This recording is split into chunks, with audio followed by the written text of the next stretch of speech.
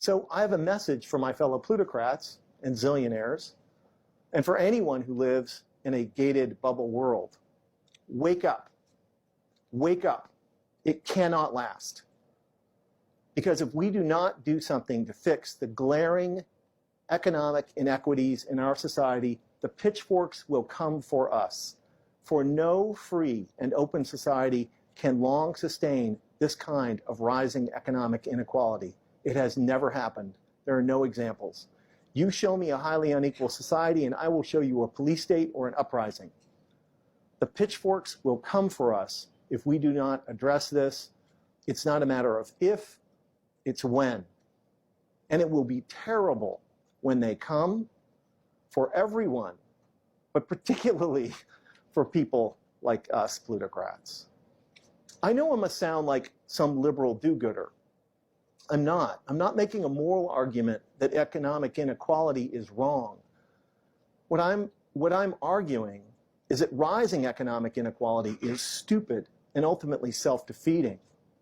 Rising inequality doesn't just increase our risks from pitchforks, but it's also terrible for business too.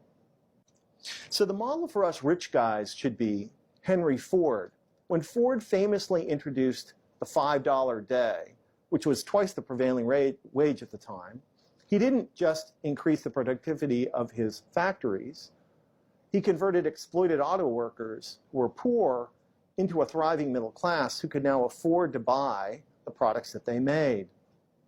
Ford intuited what we now know is true, that an economy is best understood as an ecosystem and characterized by the same kinds of feedback loops you find in a natural ecosystem. A feedback loop between customers and businesses. Raising wages increases demand, which increases hiring, which in turn increases wages and demand and profits. And that virtuous cycle of increasing prosperity is precisely what is missing from today's economic recovery. And this is why we need to put behind us the trickle-down policies that so dominate both political parties and embrace something I call middle-out economics.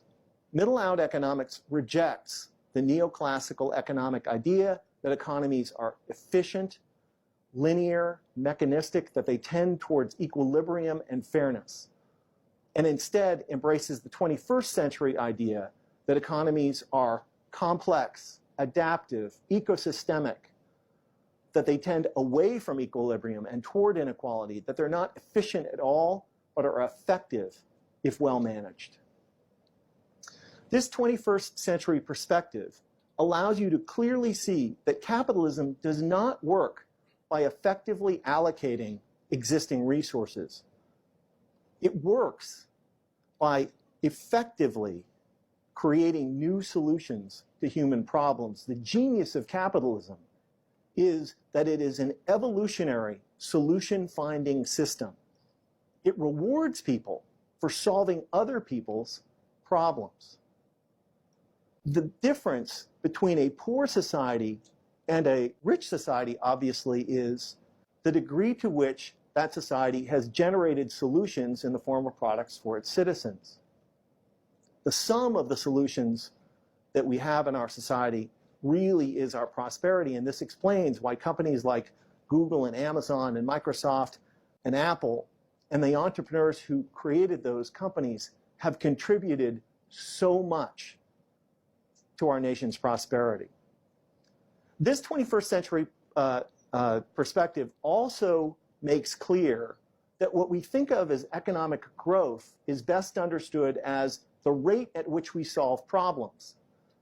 But that rate is totally dependent upon how many problem solvers, diverse, able problem solvers we have, and thus how many of our fellow citizens actively participate, both as entrepreneurs who can offer solutions and as customers who consume them. But this maximizing participation thing doesn't happen by accident. It doesn't happen by itself. It requires effort and investment, which is why all highly prosperous capitalist democracies are characterized by massive investments in the middle class and the infrastructure that they depend on. We plutocrats need to get this trickle-down economics thing behind us, this idea that the better we do, the better everyone else will do.